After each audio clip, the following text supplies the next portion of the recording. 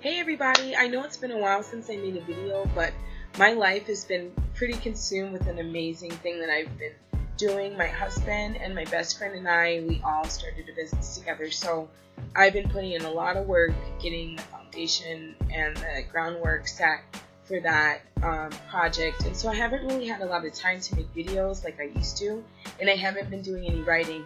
I've only been focusing on that in my day job. So that's kind of where I've been at, and I'm just going to get right into this video because I feel like it's already going to run long, so I don't want to get too much into my personal life, and or I don't want to talk about the Trump inauguration. This video is specifically going to address how I feel as far as participating today in the Women's March in St. Paul. And I also wanted to do a little bit of reflection on the film Hidden Figures. To me, the two go together so well. And so I want to just tell you about my experience, tell you about what happened in St. Paul today and yesterday. And also, I want to talk about white feminism and how I personally do not identify with the concept of white feminism for myself. And you know, I'll just tell you about my experience today. It was amazing. So many people came. They estimated 28,000, and it ended up being well over that. I've heard estimates anywhere between 40,000 and 60,000 for St. Paul. But these marches happened all around the country and all around the world. Today is January 22nd, and that is the anniversary of the court decision of Roe versus Wade. And Roe versus Wade legalized abortion in the United States, and what that brought to women in the United States was the right to choose when and under what circumstances she becomes a mother. So we have better availability for preventative care for unwanted pregnancy, and we also have safe and legal abortions. And I'm not going to get into people's feelings about whether you think abortion is right or wrong. The point is, for this day is to celebrate the fact that women in the United States have the legal right to choose when and under what circumstances they become a mother, and they also have the right to have access to different reproductive health services and things like birth control, so that they can control the birth. They can control birth, and if you can control when and under what circumstances you have a child, you have more control over your life. So you can go to school, you can, choose that you're not going to have more children than you can afford or more children than you can take care of. You can control that. And so that's a wonderful thing, and it's a basic right that women have. And it's not just women's rights. These are human rights. We all have the right to have access to care that we need so that we can live and prosper and thrive. And that's what today was about. It was also an anti-Trump protest. Can't build a wall, hands too small, can't build a wall. And I heard a lot of things on the internet, and it just really bothered me on so many different fronts. People are asking, well, why are people protesting? Well, today is a special day that we celebrate every year. But because people are uninformed, they didn't realize that women do this every year. But because of the fact that this particular administration, the Trump administration, has made many attacks on the rights of women and the treatment of women, and I think people on all sides, it's not a partisan issue, but people know the difference between right and wrong. And we cannot allow sexual assault to be normalized, to be joked about, to be considered locker room humor. Because personally, I have been grabbed in the pussy. Twice by people I didn't know. Walked up and grabbed me by my pussy. And when you hear somebody who is supposed to represent your country and you and fight for your rights say something like that, I don't care how long it was. He was like 50, 60 years old when he said that. That is a violation and a direct attack on women. And it also, this administration has Mike Pence, and he is anti-gay. So we have an attack on the LGBTQ community. This administration has gone after Muslims. They've gone after blacks. They've gone after, Latinos, saying that they're rapists and murderers. And racism and all these, issues that we've had between different groups, they existed well before Trump. But something about Trump's campaign energized these different groups and people who are very hateful, and they feel that because now we have a president who is also hateful, because he is hateful and he does attack people, that I too can be hateful. And we just had a senator or somebody within the government, and I'll post that, maybe in the comment I'll post the story, that he grabbed a woman by her genitals and he said it was just a joke.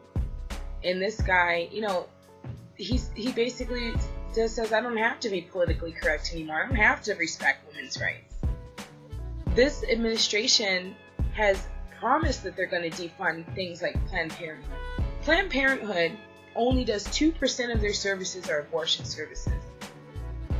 The rest of it is health screenings for women, pap smears, breast exams, things that people need so that they don't end up, having a life-threatening illness or condition that could be prevented. That's the whole point. You want to prevent pregnancies that you're not ready for so that you don't have to have an abortion. But if places like Planned Parenthood are not available, there's going to be many women who do not have health care. There was a long time where I did not have health care, and I went to Planned Parenthood for all my health screenings. I had a bladder infection, and I went to Planned Parenthood, and I think I paid maybe $12, and they gave me antibiotics for a bladder infection because I didn't have health insurance, and there was no other way for me to be seen by anybody. I didn't have a primary doctor. The only other way I could have gotten help was if I went to the emergency room. And so when you talk about women's rights and you talk about adequate health care, these things are important to us. And that's why we got out today.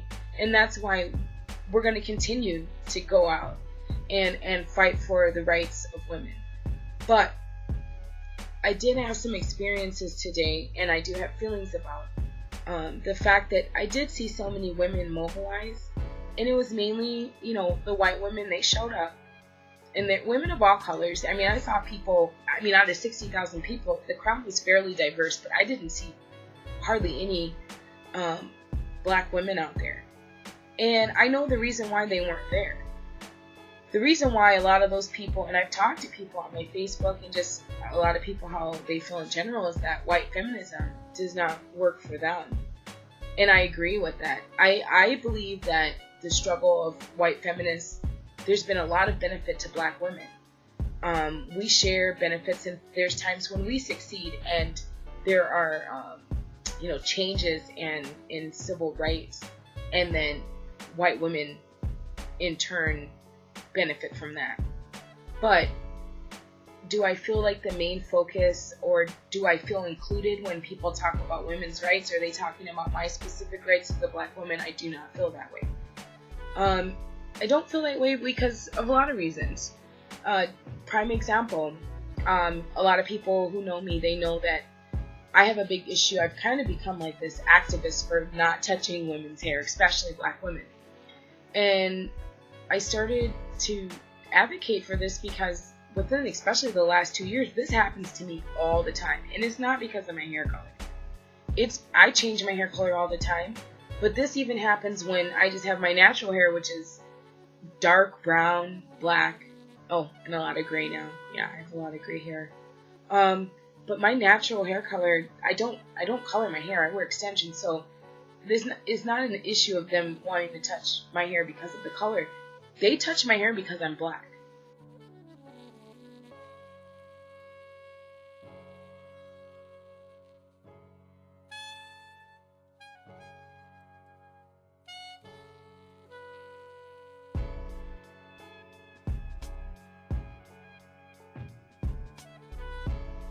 I'm not saying that the only people who get their hair touched are black women. I know I've met a few white women, especially when I wear my don't touch my hair earrings, that say, yeah, I wish I had those as well.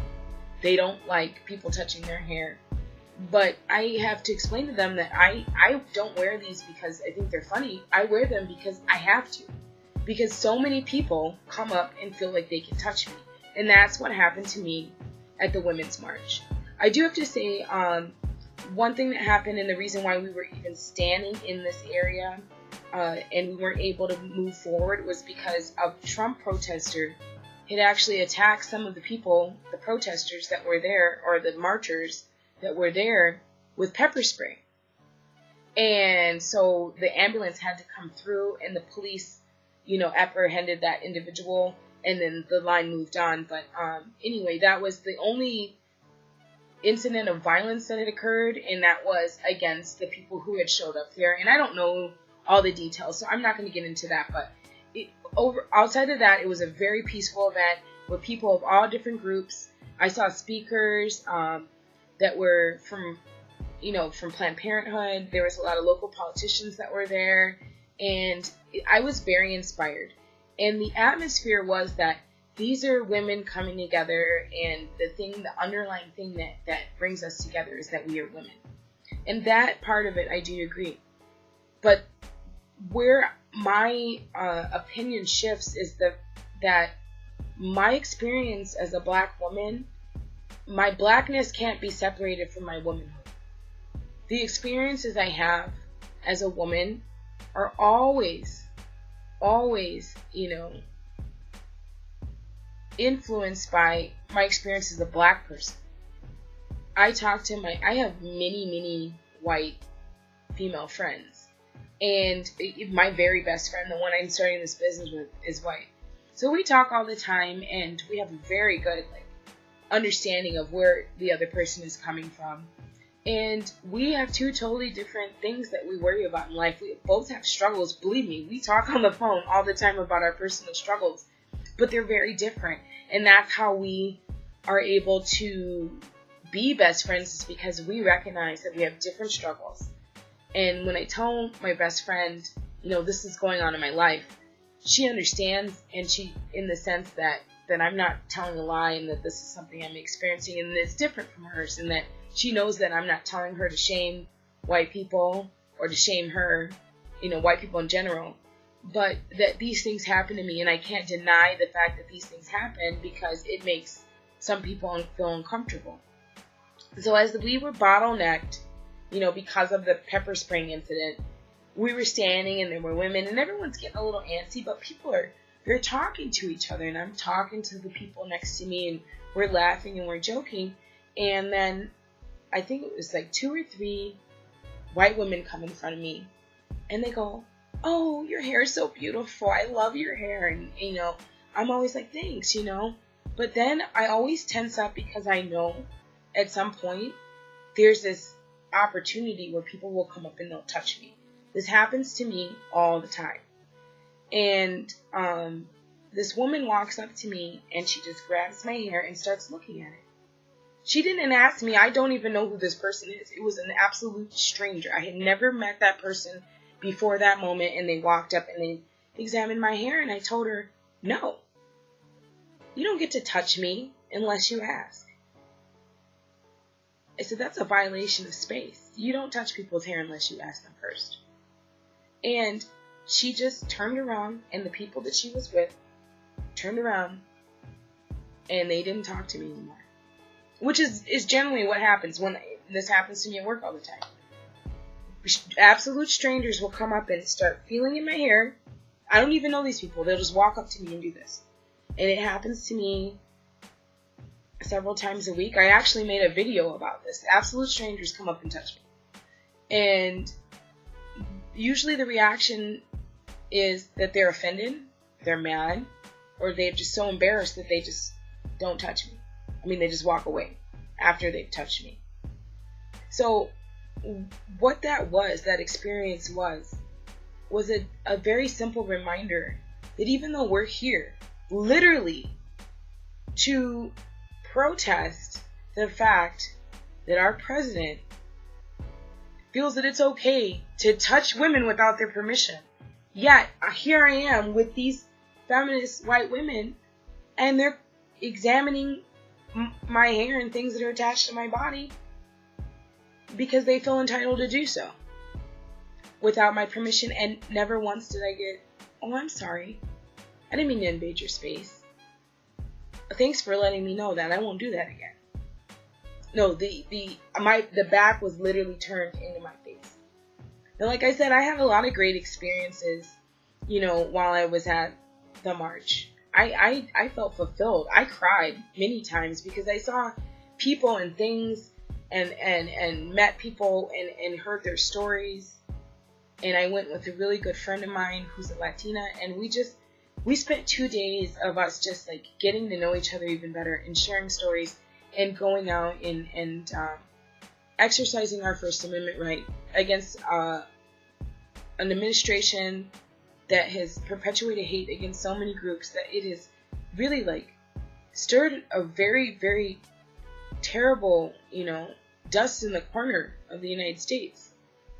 We have had racism. We always have had racism, and it's not really gotten any better. But I feel like there's one thing from, you have generations that are gaining better understanding, then all of a sudden you have this rise in hate, and it's almost, it feels like out of nowhere. But it's not out of nowhere. It's just, he kicked up the dust. And I don't care if people say, well, this was happening before Obama did this. Obama didn't do anything. Obama was born black, and he became the president, and he was attacked by the same man who's our president now. He was attacked, and his own birthright was questioned because of the color of his skin. And then we're supposed to turn around and say, oh, it's okay. It's okay that you attack Muslims. It's okay that you attack immigrants. It's okay that you attack black people. I'm black.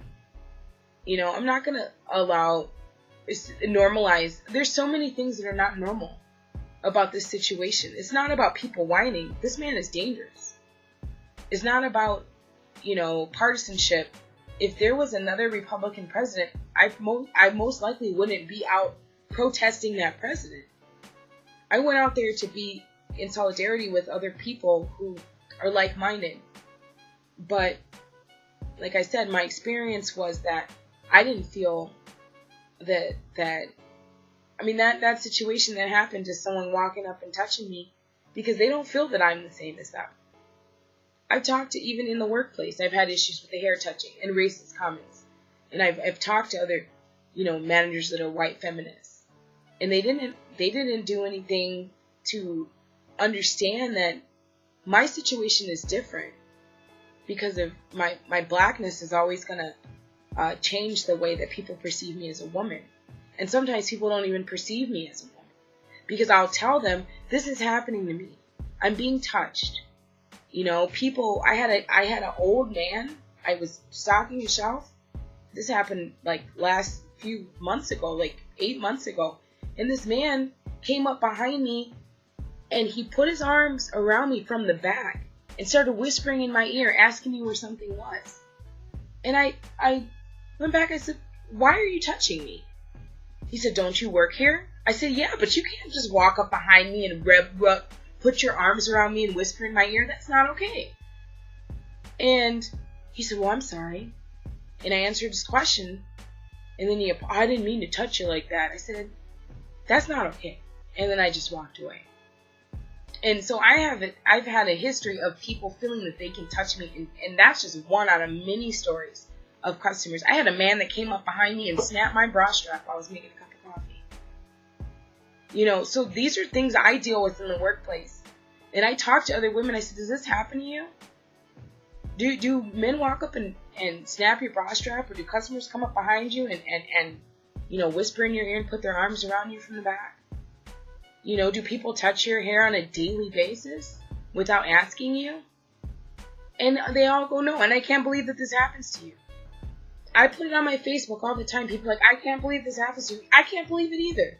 But it does. I'm not making it up. I wish it didn't. I don't like being touched. Period. By people I don't know, I do not like being touched. It's hard enough. I'm a germaphobe. I have clinically diagnosed OCD, meaning that I do not like, I like things in linear rows, and I don't like touching people's hands. I wash my hands about 1,000,000 times a day.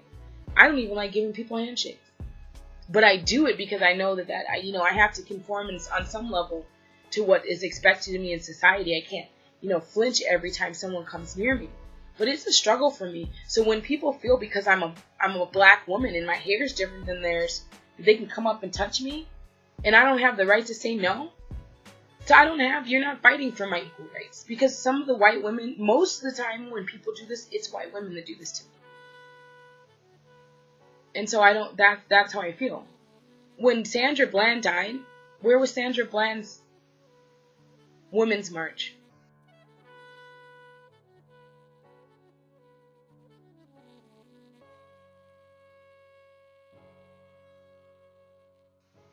When the mothers of Flint are looking for clean water for their children, where are these white feminists that are mobilizing to help them?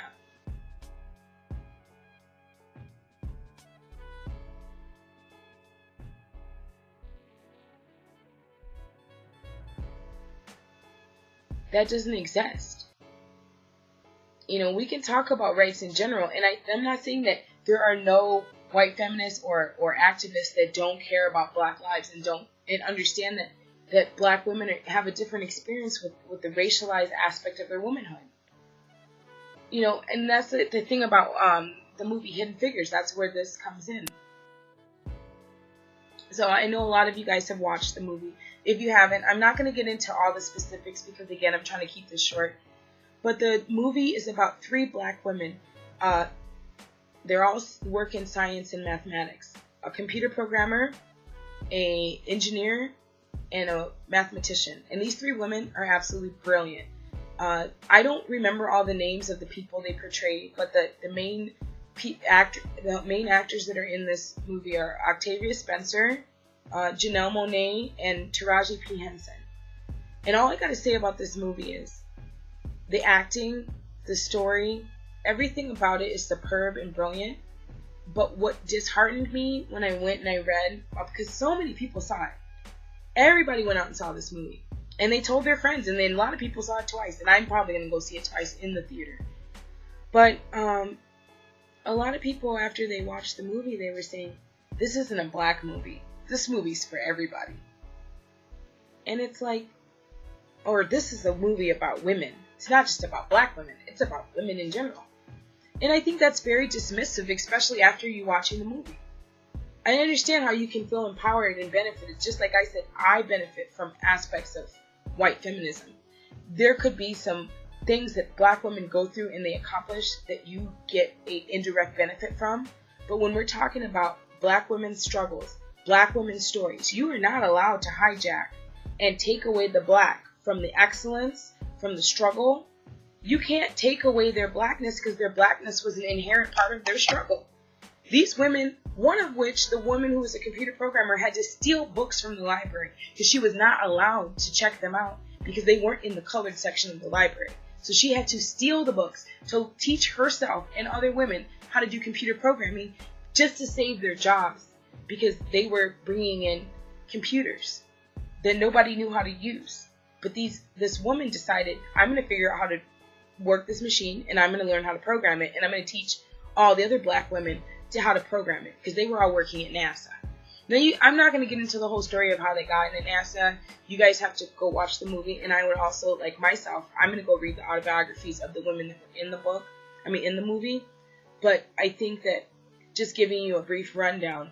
So that was the woman who was the computer programmer. The woman who was the engineer, she was working in a program where they were trying to build, put the first man in space. So there was the space race with Russia, and they were going back and forth and trying to figure out how to get a man in and out of space. So Russia got their man into space first. And then the U.S., they were having issues because they couldn't figure out the mathematics. And so before they had computers, they had people who were called computers that did the computations, all the mathematical equations, and a lot of those people were black women. And those women were put in another building. They weren't integrated into the other building with white people. They had their own building. So they had their own bathrooms in their own building. So when the character that Taraji P. Henson plays goes and she gets, basically they have like assignments that they get put on for NASA. So they'll go to different departments, but they always go back to their department, which is all black women. And so Taraji ends up in a department where they're trying to figure out the mathematics of how to put a man in space and then how to bring him back in the right exact angle and where that he would have a re-entry in order for him not to burn up in the atmosphere, basically. So this is very, very meticulous type of mathematics and science that the average person obviously could not do. And so she ended up being the person who was able to do those mathematics. It was mathematics that didn't exist, and ways of thinking about things that didn't exist. And so this woman, when she needed to use the restroom, they didn't have a restroom in the building where she worked. So she had to go a half mile each way just to use the bathroom. And so she'd bring her work with her and she'd work in the bathroom. And then she'd run all of her stuff back. And so her boss was like, "Where are you? You're gone for 40 minutes a day. Where are you?" And she finally had to, it was one of the best parts of the movie, explain to him, "I don't have a bathroom to use." And not only that, the men who she was working with, there was a coffee pot there, and they actually gave her a segregated coffee pot, and they put colored on it. And they didn't even want to use the coffee pot that she used. This is how deep it was. It was also a story of the other woman who was an engineer. She ended up, they changed the handbook that she had to have a certain degree or certain classes in order for her to keep her job as an engineer. And so she ended up having to take classes at a white high school, a white-only high school. That was the only place she could take the classes. So if she didn't take these classes, she couldn't keep her job at NASA. And so she went to go take the classes, but before she did that, she had to actually appeal to the court to allow her. She was the first black woman who ended up going to this high school, and she worked at NASA. And she couldn't go take night classes. So you got women stealing books. You got women who have to go a mile to use the restroom. And to me, when you say that this is not a black story and this is about women, it basically discounts their struggle as a black woman. Yes, women can do mathematics. Women can accomplish, of all colors, can accomplish amazing things. But this was not just about what we can accomplish. It was also about what they accomplished with the odds that were stacked against them and what black women face in the workplace. I face the same thing in many ways. If I'm outspoken, I've been called ghetto because I'm outspoken. Because I've had conversations with people, about very, thought out subjects that related to my job. And I was called ghetto. I've been called, actually that word's been used to me to describe my handwriting. That word's been used to describe so many things about me that, and I'm not a ghetto person, so I have my own points behind me. I'm not saying that makes me ghetto or not, but, that's just a word that people will use if you're black. Anything that you do that's unapologetically black ends up being ghetto. And we know ghetto means poor. And ghetto means uncultured. But they wouldn't use those words when addressing someone else. So, and as a woman, I've been told at my job, you cannot do this because you're a woman. Working in the dairy box, I was told by a manager I could not do that because I'm a woman. I had done that job. And guess what? I was better at that than a lot of the men that I was working with. But I was told that I couldn't do that. Same manager, when I went to buy some tampons, showed everybody and made a big deal about it and tried to embarrass me because I bought tampons. And these are the people that are doing my reviews. These are the people who are in charge of whether or not I get a raise. So you can't tell me that things are even playing field for me. Not only do I experience racism, but I experience sexism in the workplace and in the world abroad. And I've had these conversations with white feminist managers. And they basically tell me, well, I'm a woman. I experience that too. No, you don't experience that. And I too am a woman. I don't know if you realize that I too am a woman. So when you're talking to me, you're talking about women's rights, and I experience this because I'm a woman, you're already discounting me from womanhood. Meaning that my womanhood is different from yours. Because I didn't see people show up for Sandra Bland. I didn't see people show up for the kids in Flint. I don't see white women standing up on a massive scale like they would for themselves.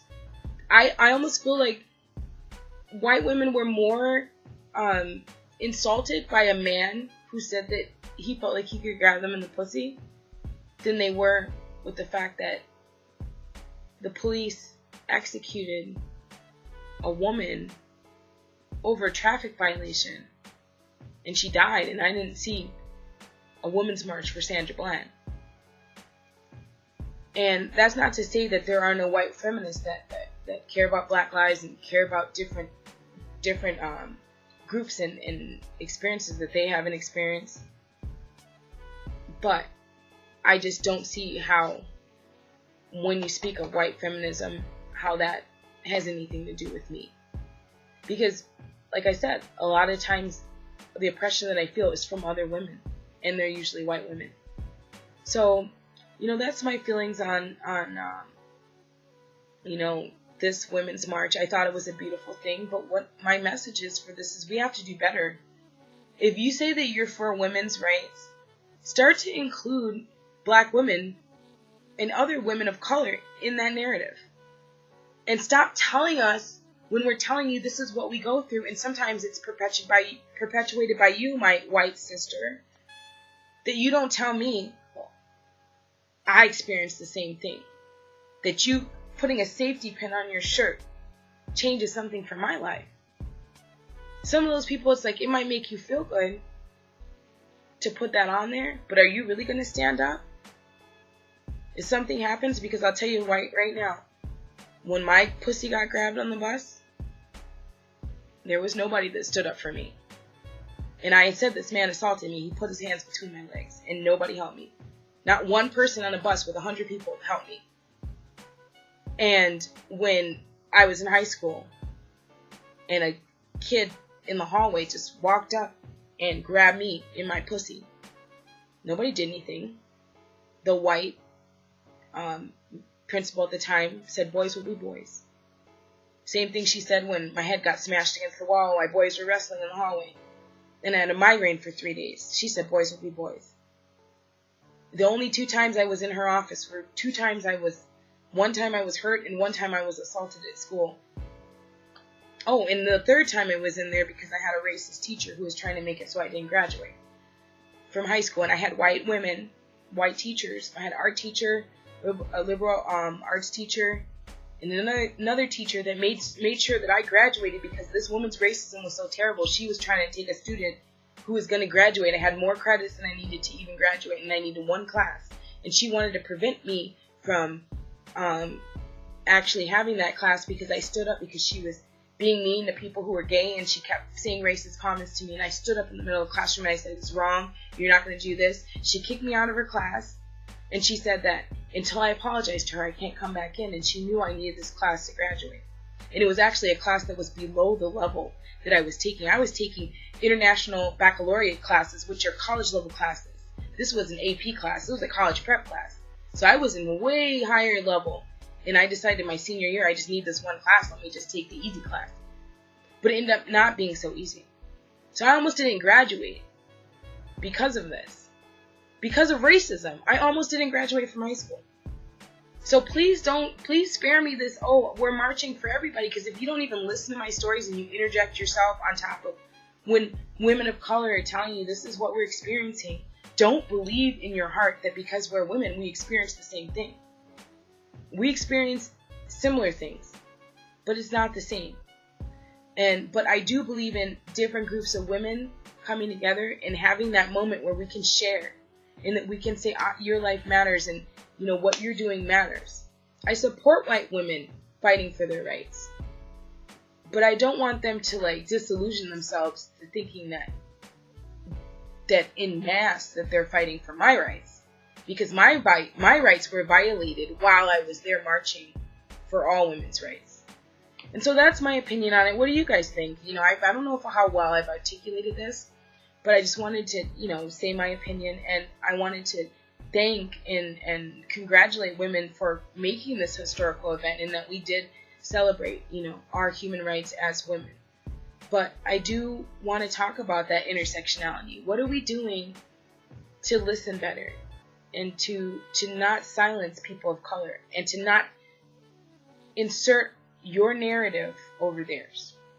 So that's what I had to say tonight, you guys. I love you. I hope this is not taken in the wrong way and that it offends people, because I'm not trying to attack anyone. Again, I'm just telling you my experience and my perspective, and it's a perspective that's shared by many people, and I think it's important that you understand why I don't consider myself a feminist. I consider myself a Black womanist, because my human rights and my civil rights as a Black person will always come before what I have to do as a woman, because I also have to worry about the struggle of other people that look like me that are not women.